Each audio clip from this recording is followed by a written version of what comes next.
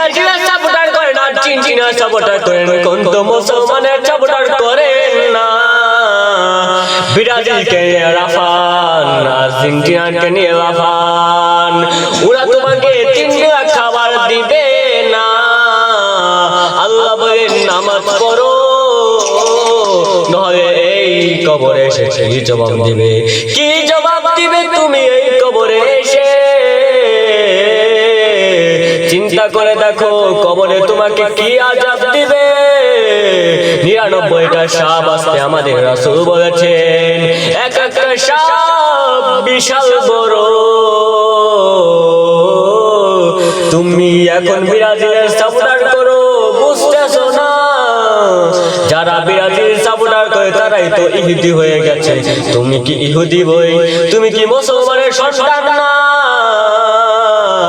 আজ ব্রাজিল ঠকছে, ব্রাজিলের জন্য আর্জেন্টিনার জন্য তোমরা মারামারির গ্যাঞ্জাম লাগায় দাও। তোমাদের কি মনুষ্যত্ব বলে কিছুই নাই। সেই কবরের দিকে তাকাও, সে অন্ধকার কবরে তোমাকে কেউ তোমার সঙ্গে যাবে না।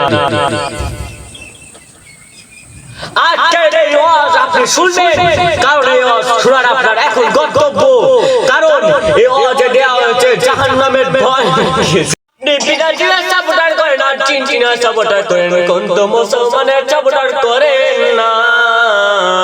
ব্রাজিলকে নিয়ে লাফান, আর্জেন্টিনাকে নিয়ে লাফান, ওরা তোমাকে 3 বেলা খাবার দিবে না। আল্লাহ বলেন নামাজ পড়ো, নহলে এই কবরে এসে কি জবাব দিবে? কি জবাব দিবে তুমি এই কবরে এসে? চিন্তা করে দেখো কবরে তোমাকে কি আযাব দিবে। 99টা সাপ আসতে আমাদের রাসূল বলেছেন, এক একটা সাপ বিশাল বড়।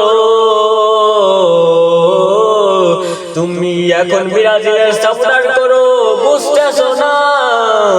যারা ব্রাজিল সাপোর্টার করে তারাই তো ইহুদি হয়ে গেছে। তুমি কি ইহুদি বই?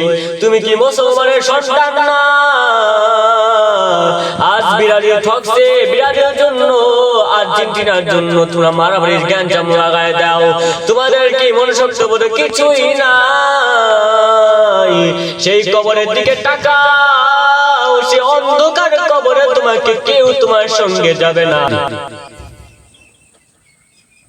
আজকের এই ওয়াজ আপনি শুনবেন, কারণ এই ওয়াজ শোনার আপনার এখন কর্তব্য। কারণ এই ওয়াজে দেওয়া হয়েছে জাহান্নামের ভয়।